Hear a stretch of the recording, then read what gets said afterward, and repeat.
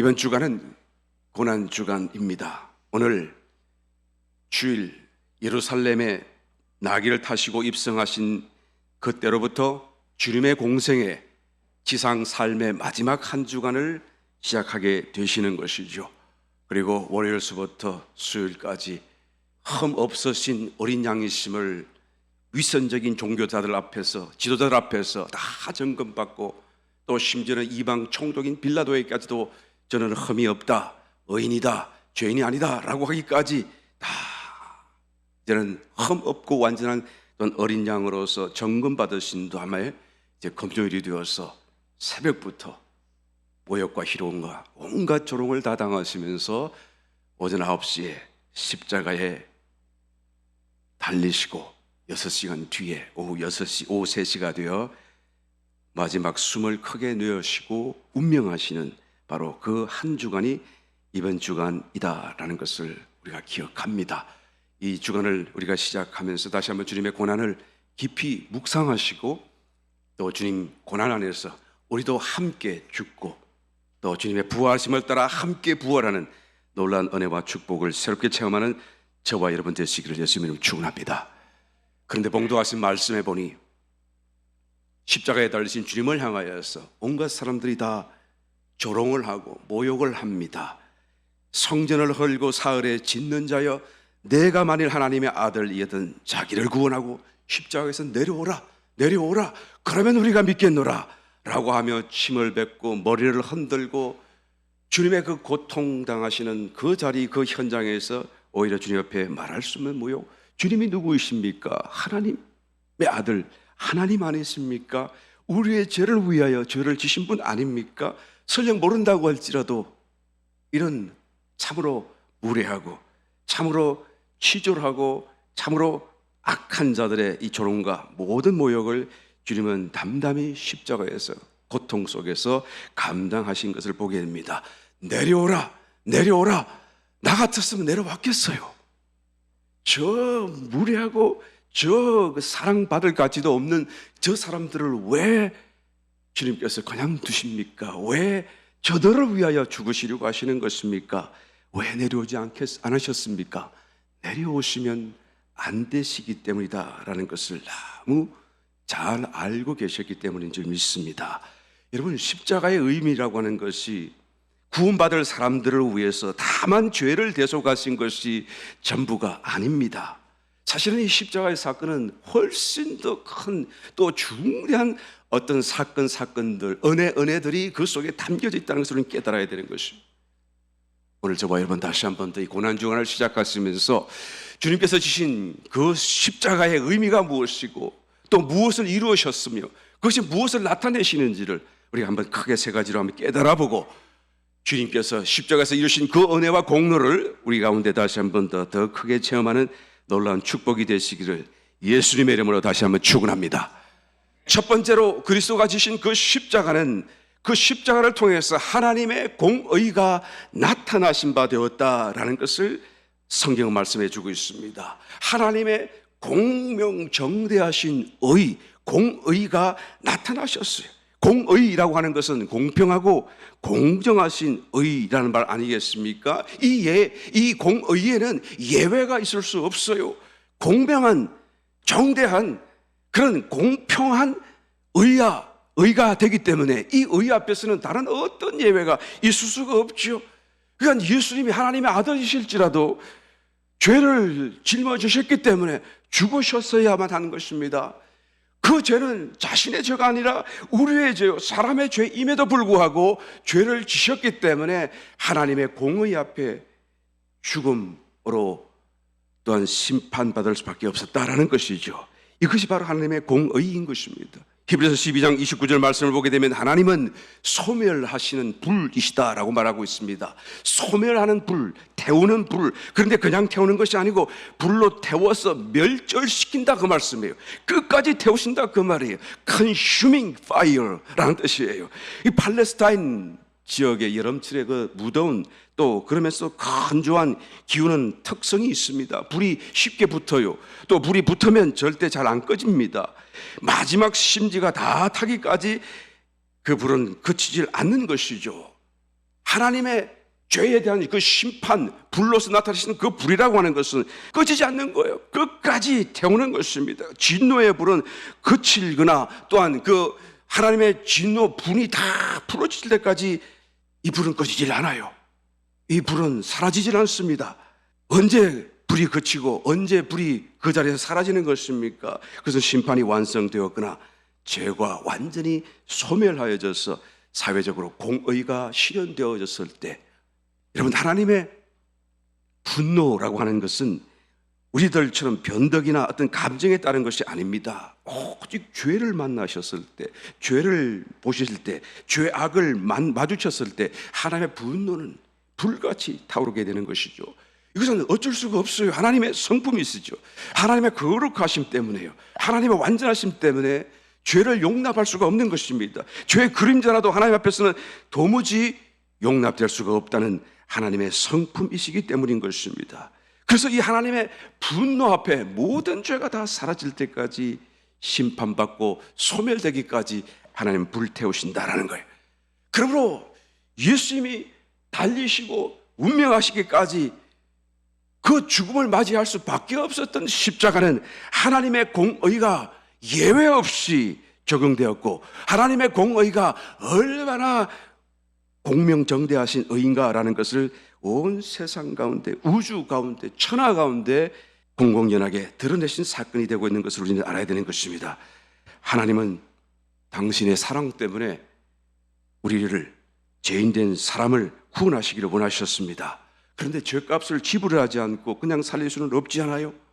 눈은 눈, 이는 이, 생명은 생명으로 갚아야 하는 것이 하나님의 법이고 공의 아니겠습니까? 마음으로 다 용서하였어도 여전히 죄값은 지불해야만 이 공의에 저촉되지 않을 것입니다. 하나님이 아무리 우리를 사랑하신다고 할지라도 그냥 용서하시고 그냥 구원하실 수는 없는 것입니다. 그러므로 당신의 독생자이신 예수 그리스도를 십자가에 내어주신 것입니다. 낮 12시 제6시가 되어서 하늘이 갑자기 칠흑 같은 어둠이 시작되게 된 것입니다. 성경을 보니 그것이 제9시 오후 3시에까지 계속 되었는데, 그 십자가 주변으로는 온통 빛은 사라지고 어둠이 가득 차 있기 때문에 옆에 사방을 더듬어야 겨우 인식할 수 있을 정도의 깜깜한 어둠이 온 땅 위에 임하게 되었다라고 성경이 기록합니다. 여러분, 이 어둠은 무엇을 의미하는 것입니까? 십자가에 달리신 그 주님을 안타깝게 쳐다보시다가 마지막 순간에 아버지 되신 하나님께서 눈을 돌리신 것을 의미하는 거예요. 그 아들이실지라도 외면하신 것을 보여주는 하나의 상징적인 모습인 것입니다. 빛 대신 아버지 하나님께서 죄를 짊어지신 아들 예수님을 외면하시는 모습이에요. 그것도 완전하게 버리셨다는 것을 보여주시는 것이죠. 마태복음 27장 45절 46절 말씀 읽습니다. 제6시로부터 온 땅에 어둠이 임하여 제9시까지 계속하더니 제9시쯤에 예수께서 크게 소리질러 가라사대 엘리 엘리 라마 사박다니 하시니, 이는 곧 나의 하나님 나의 하나님 어찌하여 나를 버리셨나이까 하는 뜻이라. 하나님 아버지도 버리시고 십자가에 달리신 아들 예수님도 아버지가 자신을 버리신 것을 지금 깨닫는 것이죠. 그러므로 참으로 그 고통 가운데 더 큰 고통으로 왜 나를 버리십니까? 어찌하여 나를 버리셨나이까? 라고 소리치는 이런 고백을 성경에서는 기록해주고 있는 것입니다. 여러분, 십자가는 온 세상과 우주 가운데 하나님의 공의가 얼마나 철저하고 하나님의 공의가 얼마나 참으로 타협될 수 없는, 예배가 있을 수 없는 하나님의 정의고 심판이신가라는 것을 드러내는 사건이에요. 당신의 독생자라도 죄 때문에 외면하실 수밖에 없는 그 의가 하나님의 공의라는 것이죠. 이 공의 앞에 누가 감히 설 수 있겠습니까?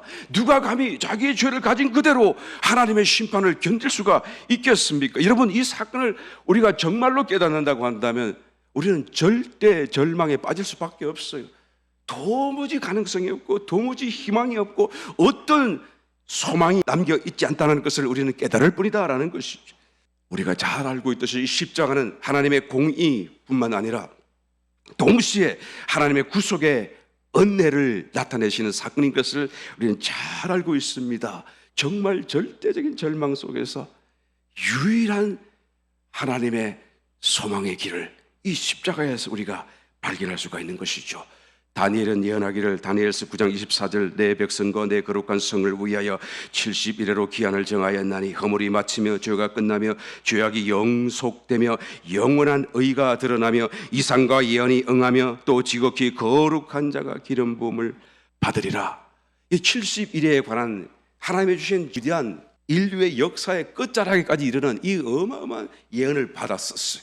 이 예언은 유대인들이 이제는 포로로 잡혀갔던 그 바벨론 포로 기간에서부터 이제는 돌아오는 그 시점으로 시작하여서 예수님의 십자가 달리실 것과 그 다음에 다시 이제 마지막 한 일에 남은 적그리스도가 왕국으로서 이 세상을 지배하게 걸 때까지 모든 걸 포함하고 있는 참으로 엄청난 하나님의 경륜에 관한 예언이 아닐 수가 없습니다. 여기서 영원한 의가 드러난다라고 말을 하고 있어요.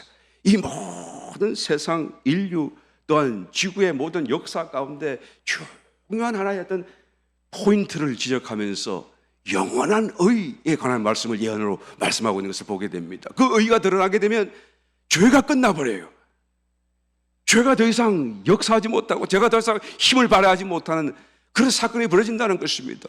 죄의 악이 이제는 영원히 대속되어지고 씻겨지고 이제는 죄에서 해방을 얻는 사건이 이 영원한 의가 나타나는 그때 일어나게 될 것이다 라고 말하는 것이죠. 여러분, 영원한 의가 무엇입니까?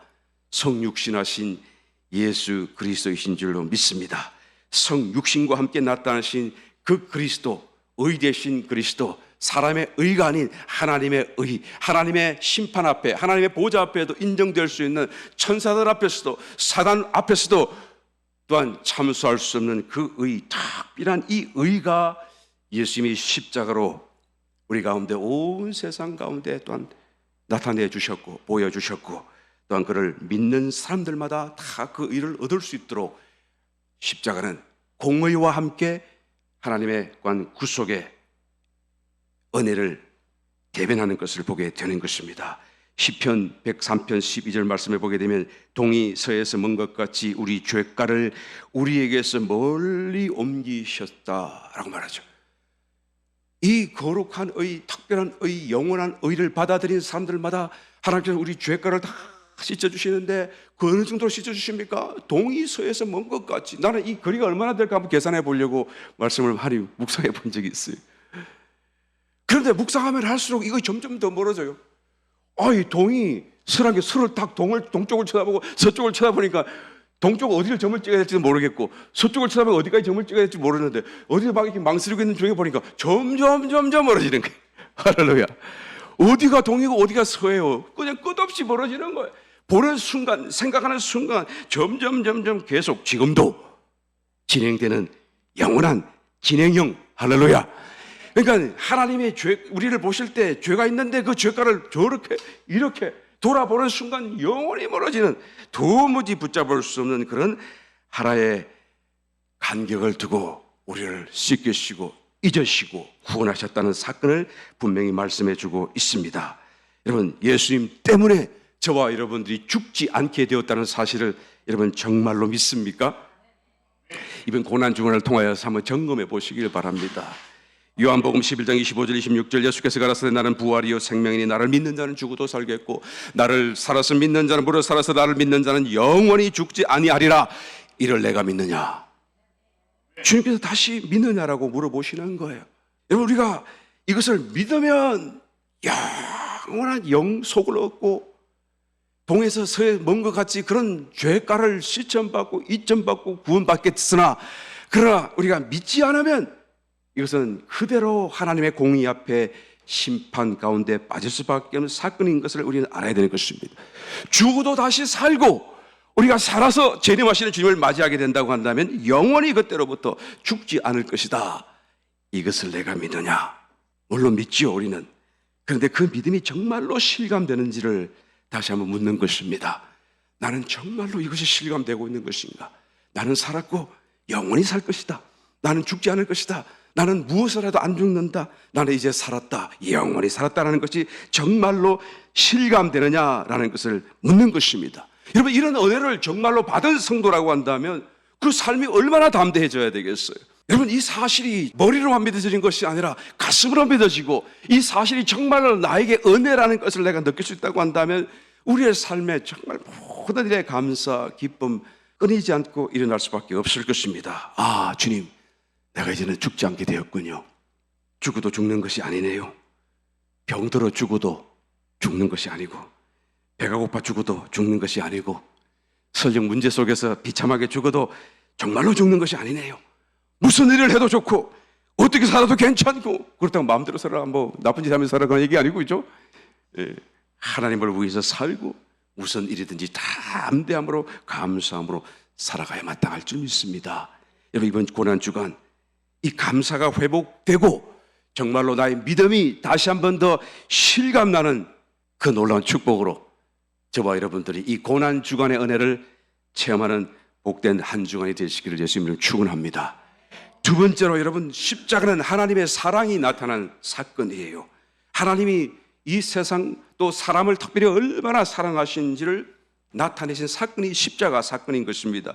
6일 동안 창조하신 다음에 맨 끝자락에 사람을 창조하셨다라고 성경은 기록합니다. 그 이전에 만물들을 다 미리 지으시고 마지막 끝자락에 짓는 사람을 위해서 하나님이 이것을 다 준비하신 거예요. 창세기 1장 31절 말씀을 읽어보게 되면 하나님이 그 지으신 모든 것을 보시니 보시기에 심히 좋았더라. 저녁이 되며 아침이 되니 이는 6째 날이니라. 그 모든 것을 다 지으신 뒤에, 사람도 다 지으신 뒤에 그 모든 만물들과 다 함께 사람을 딱 두고 보니까 너무 좋았다라고 말하는 것이죠. 저는 이 말씀을 처음에는 오해를 했었어요. 그러니까 처음 다른 만물을 지을 때 좋았더라, 보시기에 좋았더라, 좋았더라, 좋았더라 그러셔서, 그래서 사람을 지으신 다음에 사람이 너무 좋았다 그 말을 하시는 줄 알았어요, 나는. 그런데 가만히 보십시오. 하나님이 그 지으신 모든 것을 보시니, 그렇죠? 사람만 보신 거 아니에요. 모든 것을 보시니 보시기에 심히 좋았더라. 처음에 좋았다, 좋았다, 좋았는데 이제는 사람까지 짓고 그 다음에 사람과 이 모든 만물들을 다 사람에게 주고 사람이 어떻게 반응한지를 보시니까 이 만물과 사람이 얼마나 잘 어울리고 또 하나님의 지으신 그 놀라운 창조 솜씨를 사람이 보고 기뻐하시는 것을 하나님 보신 것이 아닌가, 저는 그런 생각이 드는 것이죠. 그것을 보니까 모든 것을 보시니 보시기에 참 좋았다라고 성경은 기록해 주고 있습니다. 여러분, 이 말씀은 다른 모든 이전에 창조하신 만물들은 사람을 위하여 창조하셨다라는 말씀 아니겠습니까? 사람이 온천을 얻고도 제 목숨을 잃으면 무엇이 유익하리요 하셨던 그 말씀처럼 말이죠. 물론 이 말씀 그대로도 사실이고 진리이잖아요. 세상을 잃어버리면, 자기 목숨 잃어버리면 세상을 얻었다 한들 그 무슨 소용이 있겠어요. 그러나 이 말씀을 하시는 주님의 마음은 창조 때부터 천하를 너희를 위하여 지으신 것이다라고 하는 그 생각, 그것을 마음을 갖고 이 말씀을 하신 것이 아닌가라는 생각이 들어요. 여러분, 하늘을 보고 감탄할 때가 있잖아요. 구름을 보고 정말 위대하다라는 생각을 할 때가 있잖아요. 황혼 그 아름다운 빛을 보고 색깔을 보고 밤하늘에 반짝이는 그 물수한 별들을 보고 정말 위대하다, 장엄하다, 대단하다, 와, 그러면서 어떤 무슨 경이감을 느낄 때가 있지 않아요? 산들 바람이 불고 아름다운 꽃들과 식물을 보고 마음속에 생명의 신비, 감동 이런 걸 느낄 때가 있잖아요. 또 맛있는 것을 먹으면서 이야, 이것을 나를 위하여 준비하셨다니. 모든 것이 하나님이 다 나를 위해 준비하신 거예요. 예. 어떤 사람이 목사님은 여름을 좋아하세요, 겨울을 좋아하세요 묻는데 그런 거 저한테 안 물었으면 좋겠어요. 나는 한동안 묵상을 많이 해봤어요, 그 대답해 주려고. 그런데 도저히 답을 얻을 수가 없어. 여름은 여름대로 좋고 겨울은 겨울대로 좋고 비가 오고 축축축 하면은 그냥 우중충한 대로 또 좋고, 할렐루야. 어떤 사람은 일기가 불순하다고 그러는데 일기가 불순한 것이 아니라 불순한 그 일기가 정말 하나님이 주신 일기라고 생각하면 다 아름답고 다 좋은 것일 수밖에 없잖아요. 하나님이 이 세상을 다 우리를 위하여 예비하시고 주셨다라는, 그만큼 사랑이 가득하신 거예요. 사람을 받아보는, 사람이라는 말만 들어도 하나님 가슴이 뛸 정도로 하나님은 그 사랑을 갖고 사람을 지으셨다라는 것을 성경이 말씀하는 것입니다. 그런데 사단은 견딜 수가 없어요. 보고 둘 수가 없는 것입니다. 회심의 일격을 가게 되죠. 아담이 추락을 했습니다. 사단은 승리했다고 크게 기뻐했어요. 이제는 모든 것이 다 끝났고 자기 뜻대로 됐고 잘 되었다. 이제는 하나님 망신, 사람 망신, 온 사람들 다 끝났다. 내 이름, 권세, 능력이 익히 높여질 것이다 라고 생각했을 것입니다. 그러나 여러분, 한 가지 사탄이 간과한 것이 있어요. 무엇을 간과했습니까? 하나님이 얼마나 사람을 사랑하고 계셨는지를 도무지 알지 못했다라는 거예요. 하나님이 사랑을 얼마나 사랑하셨는지. 4000년이 지난 어느 날 하나님이 당신이 스스로 사람의 몸을 입고 사람을 구하기 위하여 어린 양으로 찾아오신 것입니다. 이사야서 9장 6절 말씀, 이는 한 아기가 우리에게 낳고 한 아들을 우리에게 주신 바 되었는데 그 어깨는 정사를 메었고 그 이름은 기묘자라 모사라 전능하신 하나님이라 영존하시는 아버지라 평강의 왕이라 말할 것이다. 한 아기가 우리에게 태어났다라는 거예요. 왜 태어나셨죠? 그 아기는 아버지고 하나님이라고 말씀하잖아요. 하나님이 왜 사람의 몸을 입고 오셨죠? 왜 태어나셨죠? 죽으시려 오신 거예요. 사랑 때문에, 우리의 죄값을 갚으시기 위해서. 여러분, 십자가는 하나님이 우리를 사랑하시되 죽음보다도 더 우리를 사랑하신다는 그 사실, 그 사랑을 나타내시는 사건이다라는 것입니다.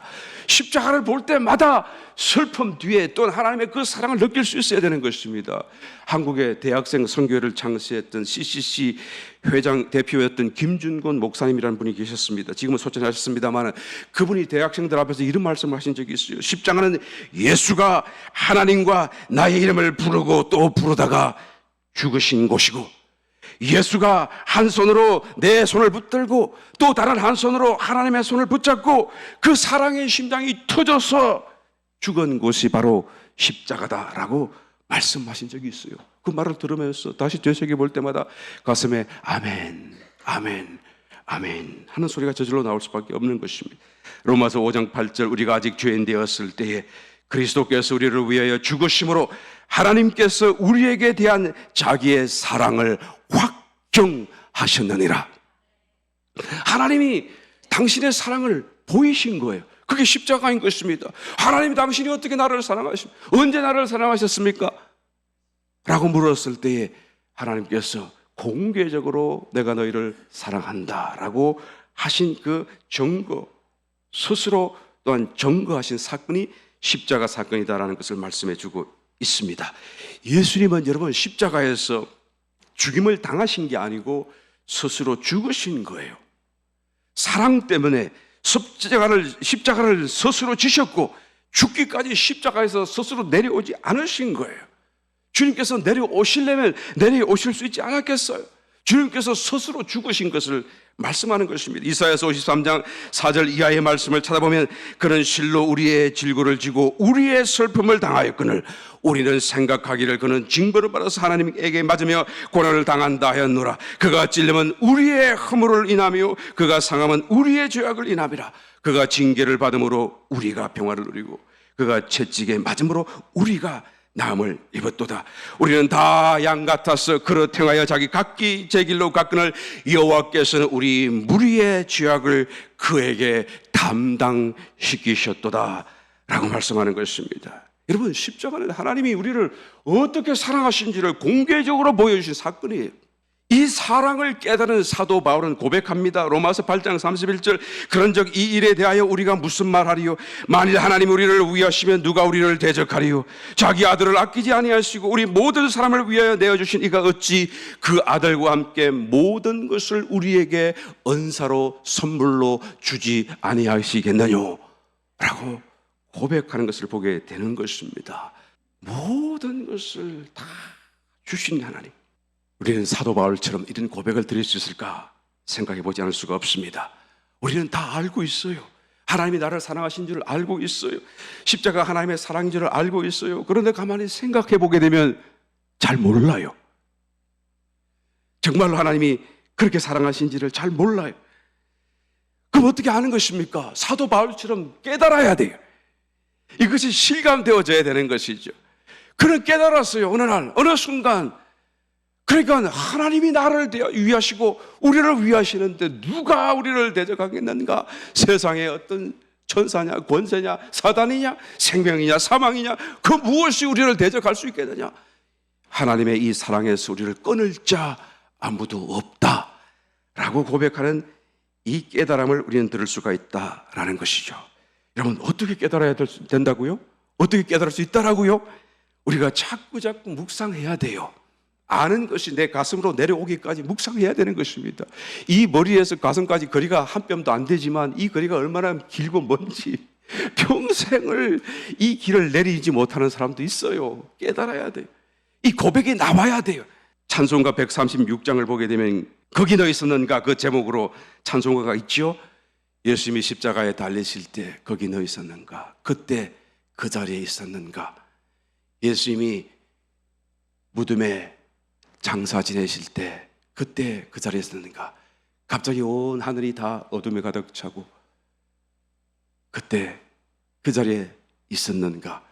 주님이 무덤을 깨치고 일어나는 그 순간 그때 그 자리에 너는 있었는가 라는 그런 내용으로 이 흑인 연가죠. 소망, 뭐 핍박, 고난 가운데, 사회적 어려움 가운데 이렇게 신앙 안에서 주님을 생각하며 지어낸 아름다운 찬송입니다. 그런데 거기 너 있었는가 라고 물으니까 나는 아니요, 나는 그 자리에 없었는데요. 그런데 자꾸 이 찬송을 부르고 자꾸 그 가사를 되새기다 보니까 그러면 나도 모르게 그 자리에 있는 것 같은 느낌이 막 드는 거예요. 마치 그 자리에 있는 것 같아요. 그래서 그 후렴에 뭐라고 그럽니까? 너무 떨려. 그걸 생각하면 생각할수록 너무 떨린다는 그런 고백을 합니다. 그러다가 나중에 맨 마지막 후렴에 또 맨 마지막에 뭐라고 그러죠? 주님께 영광. 그리고 이 찬송가가 끝나요. 그러니까 떨리는 게 느껴지기 시작하다가 그 자리에서 자꾸 더 깊어지니까 이제는 모든 것이 하나님께 영광을 올릴 수 있는 그런 감동 속에 젖어들게 되었음을 말해주고 있는 참으로 뛰어난 찬송이 아닐까 생각이 되어집니다. 우리가 조금 이따 같이 한번 불러볼 텐데요. 여러분, 가사를 한번 생각하시면서 그 현장으로 들어가요. 묵상 속에서 정말로 고난의 십자가, 또 부활하신 주님을 다시 한번 체험받는 귀한 은혜와 은총이 되시기를 예수님 이름으로 축원합니다. 십자가는 하나님의 사랑일 뿐만 아니라 또 마지막으로 십자가는 하나님과 화목해 되는 하나님, 예수님이 열어놓아 주신 참으로 유일하고도 위대한 또한 길이 되어졌다라는 것을 말씀해 주고 있습니다. 여러분, 하나님과 화목한다라는 것은 죄를 속죄받는 개념이 아닙니다. 속죄와 다른 개념이죠. 화목한다라는 것은 속죄와 다른 개념입니다. 아들과 아버지 사이에도 그래, 아들이 잘못해가지고 아버지가 이 야단을 쳤는데 아들이 다시 돌아왔어요. 그래서 죄는 용서해 줄 수는 있겠지만 그래도 아직 마음에 그냥 분은 사그라들지 않고 그냥 집에 들어오긴 왔지만 그냥 얼굴을 돌리고 그렇게 살 수는 있잖아요. 죄는 용서했지만 서로 안 볼 수가 있지 않습니까? 또 반대로 아버지가 아들을 굉장히 보고 싶어 하는데 아들이 아버지의 마음을 오해해서 무서워서 못 가고 용서해 주었다고 그러는데도 여전히 그 집에 찾아가지 못할 수도 있지 않아요. 이것이 속죄 받는 것과 화목한다는 것의 개념의 차이인 것입니다. 우리 돌아온 탕자의 비유도 바로 이런 것이죠. 아버지는 그토록 아들을 사모하고 사랑하고 기다리고 있는데 아들은 도무지 아버지의 마음을 이해하지 못해요. 큰 아들 작은 아들 다 똑같아요. 화목해 된다라고 하는 것은 아버지의 마음을 알고 아버지와 함께 되고 기뻐하고 살고 또 아버지와 아무런 막힘이 없는 그런 것을 얘기하고 있는 것이죠. 이것은 죄의 문제를 뛰어넘는 더 깊어진 상태를 얘기하는 것입니다. 왜 우리를 죄에서 구원했었습니까? 왜 죄를 대속해 주신 것입니까? 그래서 하나님과 화목해 되기 위한 거예요. 죄를 용서받는 것이 끝이 아닙니다. 천국 들어가는 것이 끝이 아닙니다. 아버지 하나님과 화목되는 거예요. 천국 갔는데 죄 용서받고 영생까지 얻고 아버지 나라에 들어왔는데 아버지하고 내가 얼굴을 돌리고 산다고 한다면 거기가 지옥이죠. 한번 생각해 보시길 바랍니다. 아버지와 화목되어져야 돼요. 아버지가 나를 기뻐하고 또 내가 아버지를 기뻐하고 내가 아버지의 기쁨이 되어드리고 예수님께서 이 화목을 위해서 십자가에 돌아가신 것입니다. 이 화목을 위하여 여전히 또한 어떤 제물이 필요했던 거예요. 죄를 씻을 뿐만 아니라 화목해 되기 위하여 로마서 3장 25절 이 예수를 하나님이 그의 피로 인하여 믿음으로 말미암는 화목 제물로 세우셨으니 화목 제물로 예수님이 십자가에 돌아가신 겁니다. 유대인들의 제사, 하나님 명령하신 제사를 살펴보게 되면 5가지가 있죠. 번제, 소제, 속죄제, 속건제, 그리고 화목제라는 것이 있습니다. 이 화목제라고 하는 제사는 아주 특별한 제사예요. 영어로 peace offering, 화평이라고 하는 뜻처럼 말이죠. 이 화목제를 드리는 이유는 하나님과의 관계, 깨어진 관계, 죄 때문에 깨어지고 뒤틀려진 그 관계를 회복한다는 것에 아주 초점이 담겨 있는 제사죠. 그래서 죄가 있으면 죄를 먼저 속죄해야 돼요. 그래야 화목할 수 있죠. 그럼 죄를 속죄했으면 그럼 저절로 화목되는 것입니까? 아닙니다. 죄가 없다고 하여도 또 화목제를 속죄제 뒤에 드려야 되는 거예요. 그래서 이 화목제라고 하는 것은 하나님과의 관계를 초점 맞추어서 우리가 다시 하나님 안에서 회복되기를 바라시는 의미를 담고 있는 제사인 것이죠. 그래서 이 화목제는 다른 제사에 없는 특별한 원칙이 한 가지가 있어요. 다른 제물은 다 바치고 나면 제사장이 알아서 다 태우고 드리고 끝내는데 이 화목제만큼은 탁 드리고 나면 하나님 앞으로 떼어드리고 태워드리고 또 제사장에게 떼어줄 거 떼어놓고 그리고 나머지 부분을 가지고 제사 드린 그 제사자가 반드시 그 나머지 부분을 다 먹어야 돼요. 양을 드리고 소를 드리고 그러면 혼자서 어떻게 소를 다 먹겠어요? 그러니까 자기만 먹지 말고 자기의 가족도 같이 자기의 또한 친척, 자기의 이웃들 뭐 같이 있던 주변에 있는 사람들까지 다 초대해서 먹을 수 있으면 같이 그것을 성막들 안에서 다 먹어야 된다라는 것을 하나님이 정해 주신 것을 보게 되는 것입니다. 여러분, 제물을 먹는다고 하는 것은 무슨 의미이죠? 그 제물과 하나가 되는 것을 의미하는 것 아니겠습니까? 제물의 일부분은 하나님께 드렸고 또 나머지 부분은 제사자가 먹는다고 하는 것은 하나님도 드시고 나도 먹고, 그러니까 이 제물 안에서 하나님과 내가 하나가 되는 것을 의미한다라고 말할 수가 있는 것이죠. 화목 제물 안에서 하나님과 내가 하나가 된다라는 그 의미가 바로 이 화목 제물인 것입니다. 이 화목 제물을 체험 안에서 사도 베드로는 신의 성품에 참여하는 일이다라고까지 고백하면서 보게 됩니다. 베드로후서 1장 4절, 이로써 그 보배롭고 지극히 큰 약속을 우리에게 주사 이 약속으로 말미암아 너희로 정욕을 인하여 세상에서 썩어질 것을 피하여 신의 성품에 참여하는 자, partake, 그것을 누리는 자가 되게 하려 하셨다라고 말하는 것이죠. 그러니까 같이 화목제를 드리고 하나님과 화목된다라고 하는 것은 하나님의 성품을 내가 누리는 것, 인조이하는 것, 그런 의미를 담고 있는 거예요. 하나님이 사랑의 성품을 내가 인조이하는 거예요. 하나님의 그 사랑은 우리가 알고 있는 그 사랑과 다르잖아요. 그러니까 그 사랑을 내가 하고 받고를 떠나서 그 사랑이신 하나님의 그 성품을 내가 들어가서 내가 인조이를 하니까 내가 너무 사랑에 겨워서 어찌할지 모르는, 이때까지 받아보지 못했던 정말로 초월적인 독특한 그 사랑을 내가 느끼게 되는 것을 말하는 것이죠. 그래서 이기는 자들에게도 약속하기를 저 하나님의 나군에 있는 생명나무 과실을 주어 먹게 하리라. 여러분, 생명나무가 뭐죠? 생명이신 그리스도. 그 그리스도의 생명을 따라서 각기 달 계절을 따라서 다른 향, 다른 맛이 나는 그 생명나무 과실을 우리가 인조이하는 거예요. 그러니까 하나님의 그 생명이 가진 그 성품들을 인조이하는 것입니다. 그것을 다만 먹는 거 배가 부른 것이 아니라 그 향기, 그 맛, 그 어떤 하나님의 성품의 위대한 뛰어남, 아름다운 덕성들을 내가 취하도록 체험하는 것이 바로 하나님과 하나 되는 것이고 화목게 되는 것이고 신의 성품에 참여하는 게 되는 것을 말씀해 주고 있는 것이죠. 이것을 체험했던 사도 바울은 이 사건을 두고 14절 앞에 뭐라고 말하죠? 보배롭고 지극히 큰 약속이다 라고 말하는 거예요. 이 약속은 다른 어떤 약속보다도 크다. 구원받는 것보다도, 죄 사함 받는 것보다도, 내가 영생을 얻는 것보다도, 내가 천국에 가는 것보다도, 그보다도 훨씬 큰, 왜? 하나님의 그 생명을 내가 누리는 거잖아요. 할렐루야.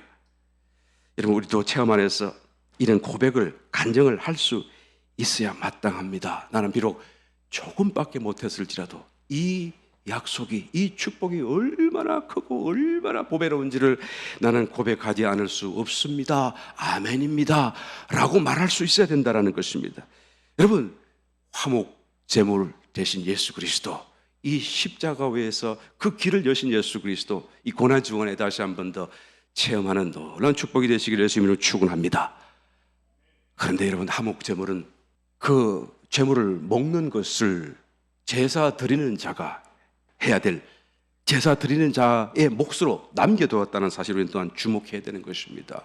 하나님 우리를 억지로 구원시키지 않고 하나님께서 억지로 그것을 우리에게 주시지 않는다는 것이죠. 우리가 먹어야 돼요. 그런데 그것도 그냥 날을 정해 두셨어요.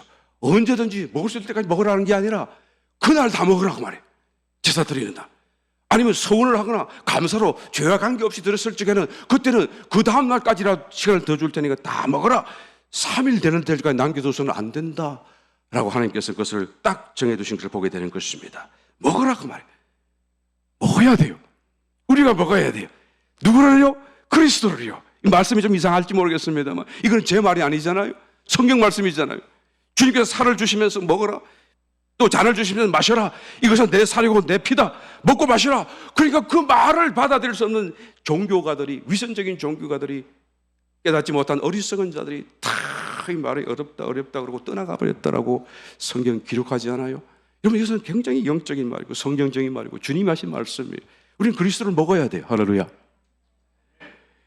어떻게 먹습니까? 말씀을 묵상함으로 먹습니다. 말씀을 읽을 뿐만 아니라 묵상함으로 그리스도를 먹습니다. 성찬을 믿음으로 땜으로써 또한 그리스도를 먹습니다. 그래서 언제나 먹을 수 있는 것이 아니다라는 이 사실을 우리가 유념해야만 하는 것이죠. 정해진 날 안에. 무슨 뜻입니까? 성도의 일생 안에서, 성도의 그런 주어진 지상의 삶의 정해진 기간 안에서, 규례 안에서 우리는 반드시 먹어야만 한다. 그래서 죄도 용서받고 구원받을 뿐만 아니라 이제는 하나님 안에서 화목게 되는 이 최종적인 구원의 자리에까지 우리 모두가 나아갈 수 있는 줄 믿습니다. 십자가는 이 길을 나타내신 것이고 공표하신 것이고 또한 드러내셨다는 사실을 이 고난 주간에 다시 한 번 더 저와 여러분이 깨달아 가시기를 주님의 이름으로 축원합니다. 2022년도 여러분 고난 주간이 시작되었습니다. 이번 한 주간 내가 좋아하는 것 좀 멀리 하시고 기도하는 시간을 만드시길 바랍니다. 내가 매일같이 아무 생각 없이 무의식적으로 텔레비전 켜고 하던 거 다 정신을 차리고 잠깐 기도하고 주님의 고난을 묵상하는 한 주간으로 여러분 삼아가시길 바랍니다. 그래서 정말로 십자가를 통해서 이루신 그 공의와 구속, 심판에서 우리를 구원하신 그 사건, 주님의 죽으시기까지 우리를 사랑하셨던 그 사랑, 또 이제는 한 단계 더 주님 안에 들어가 화목게 되는 이 은혜, 이 지극히 큰 약속이 우리 앞에 있다는 사실을 다시 한번 철저히 깨달으시고 이 모든 것들이 우리에게 체험되어질 수 있는 놀라운 축복의 한 주간이 되시기를 예수님의 이름으로 축원합니다.